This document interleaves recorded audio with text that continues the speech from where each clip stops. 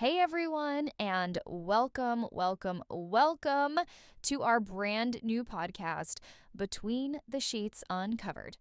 I'm Tina. And I'm Sam. And we are so excited to finally get this off the ground. We've been wanting to do this for like ages. Oh my gosh, yes. For too long, honestly. And for those of you wondering, what exactly is Between the Sheets Uncovered? Well, Sam, why don't you tell them? Well, Tina, it's our little corner of the internet where we pull back the covers, if you will, on the alternative lifestyle. We're going to be getting real, getting honest, and maybe a little bit cheeky about all things, beyond the vanilla. Yeah, absolutely. We're talking about swinging, open relationships, ethical non monogamy, all those things that, let's be real, are often whispered about, but rarely actually truly discussed openly. And we're here to change that. Sometimes the chat will be a bit more sexy, and sometimes a bit more educational.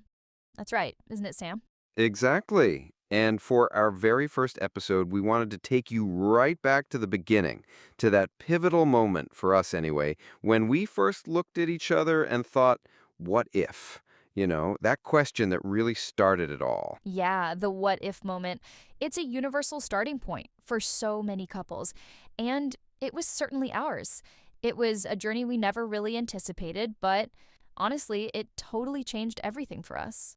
So get ready to dive in with us as we unravel the story of our first foray into, well, the wild world of the lifestyle. It all started with a simple question and a whole lot of curiosity. So, Sam, we always say that our journey into this lifestyle, it definitely didn't start because our relationship was like in trouble or anything, right? Oh, absolutely not. I mean, that's such a common misconception, isn't it? People, they instantly assume, "Oh, they must be, trying to fix something." And we hear that a lot. Yeah, it's like, oh, you must be bored or something's missing. But honestly, for us, it was pure curiosity, wasn't it? Like a genuine, hmm, what if? Yeah, just pure, unadulterated curiosity. And actually, I remember it pretty clearly because it started, I think it was, we were watching something on TV, weren't we? Some show that, like, sort of touched on non monogamy. Oh, you're right. I totally forgot about that. Yeah, it was just a like a passing scene really, but it kind of planted a little seed, didn't it? Like, people actually do this. Exactly. And then, it spiraled into a much bigger conversation from what if that were us to eventually, why not us? Right? And I think that what if is so powerful because it's not rooted in a problem. It's rooted in like exploration, a shared fantasy almost. Like for so long, maybe one of us had like a little fantasy in our head, but never really voiced it. Yeah, absolutely. I think for a lot of couples, it's that unspoken desire that eventually, bubbles to the surface. It's not always about like trying to reignite a spark that's gone out. Sometimes it's about, adding a whole new fireworks display. Totally. And that's what we found, like you hear about people doing it because they're, I don't know, empty nesters and they want new adventures. Or maybe they just have this deep, powerful curiosity about what else is out there. It was definitely the latter for us. Yeah, for sure. And it's fascinating, actually, because studies show that a significant chunk of people, like a really decent percentage of adults, have at some point engaged in some form of consensual non monogamy. And the big driver isn't dissatisfaction, it's curiosity. It's that desire for new shared experiences. Yeah, it's not about escaping something. It's about like expanding something, isn't it? Like for us, it was about strengthening our bond through like a shared exciting, almost like a secret at first adventure. It was very much that. And I mean, even if you just look at, you know, media influence, like you said, a film or a TV series, it's not necessarily like, ooh, I want to do that. It's more, huh, that's a thing. What if we talked about that thing? Exactly. It opens the door to the conversation. And that, I think, is the most important first step, right? Just getting it out there. That initial spark of what if? Because once you ask that, you can't really unask it. No, you absolutely can't. And that what if for us quickly led to, well, a whole lot of research and some very, very interesting conversations, didn't it? Oh, you're not kidding. A whole lot of research. And I genuinely think we spent more time talking about this than we did planning our wedding. Honestly. You know what? You're probably not wrong. It felt like weeks, maybe even months of just talking, like really, truly talking, much deeper than we ever had before, even after 10 years together. Yeah, it wasn't just, so what are we going to do? It was, how do you feel about this? What are your fears? What's your absolute worst case scenario? What do you hope to gain? It was an emotional deep dive for sure. Brutal honesty was like the key, wasn't it? We had to be completely open about insecurities, about jealousy triggers that might pop up, even if we didn't think they would. It was intense, but so necessary. Totally.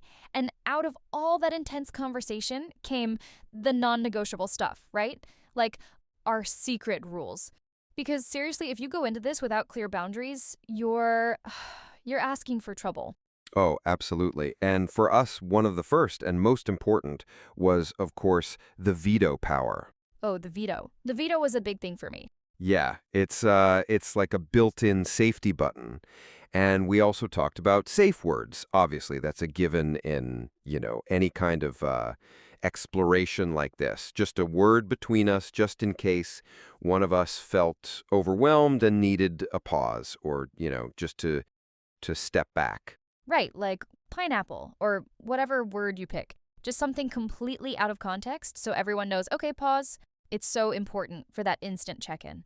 For sure. And then the big one for first timers, I think, is the physical boundaries discussion. Like, are we talking soft swap, where it's everything but intercourse with other people? Or are we going like full swap from the get-go? Yeah, and that was a big conversation. I mean, for us, we definitely agreed to start with a soft swap. We wanted the experience to be less about ticking every single box and more about just dipping our toes in and seeing how it felt. Yeah, it's a common first step, I think, for a lot of couples just to, ease into it. It removes a lot of the pressure and it really keeps the focus on like shared recreational fun rather than, anything else. And speaking of that, another big rule for us was, of course, no emotional attachments. Oh, absolutely not. That was like rule number 100. This was about us experiencing something new together, adding to our relationship, not about finding new connections, outside of that. It was about shared fun. Exactly. I mean, the biggest myth we busted early on was that this whole lifestyle is just chaotic. The truth is, when it's practiced responsibly, it's built on a foundation of really clear rules and always, always consent. Yeah, it's actually quite structured, really. You think it's going to be wild, but it's like actually very methodical, which is a good thing. It makes it feel safe. It does, and it really sets you up for, for positive experiences. It's not about a lack of rules, it's about creating your own rules, which is empowering, isn't it? Super empowering. And knowing all those rules, well, that made us feel, a little bit more ready to to actually take the plunge and, start looking for people. So, with all those rules firmly in place and feeling, a little bit more secure, the next logical step was, well, venturing into the digital Wild West, wasn't it?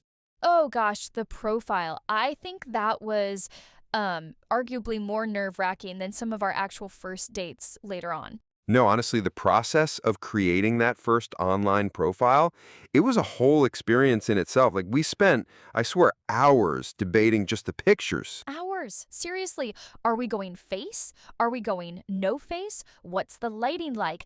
Does this photo make us look, too serious, not serious enough? Yeah. And then the bio, trying to sound like cool and casual, but also like totally legitimate and approachable, all while feeling absolutely ridiculously nervous inside. Like, hello, we're a lovely couple, and we're slightly terrified, but also very excited. Exactly. And then, after all that painstaking effort, the first messages actually start rolling in, or you start sending them out. That was a surreal feeling, wasn't it? Like, oh my gosh, this is actually happening. So surreal. And there's like a definite learning curve too, isn't there? Like quickly figuring out how to spot genuine couples from, the single men who somehow always seem to find their way in, or the questionable profiles. It's a skill you develop fast. Oh, absolutely. It's like a whole new kind of internet savvy. But once we found a couple that, just felt right, they seemed similar to us, good vibe, good age, similar experience level, that's when things got really real. Yeah, and the common practice, which is so smart, is to move from the website to a private messaging app and then, crucially, to schedule a vanilla meet. Oh, the vanilla meet. That's so important. Most experienced couples, they'll actually insist on it. It's like a public, no pressure first meeting. For us, it was, I think, coffee, or was it just drinks? It was drinks, I think. Yeah, in a bar in the city. Just a casual, no sex involved get together. Just to, check for chemistry, see if we actually got along in person, and, like, most importantly, to make sure everyone felt completely safe and comfortable. It's a massive green flag if they suggest it. Yeah. It's all about vetting, isn't it? Safety is paramount, and it's just a smart way to proceed. We were really clear about our boundaries and what we were looking for, and that first meetup is like a key piece of etiquette in the entire community. It's not just, jumping straight into things. No, not at all. It's like a first date, but with higher stakes, I guess. But it really sets the tone, and it made us feel so much more at ease, knowing that was a standard step. Okay, so the vanilla meet went well.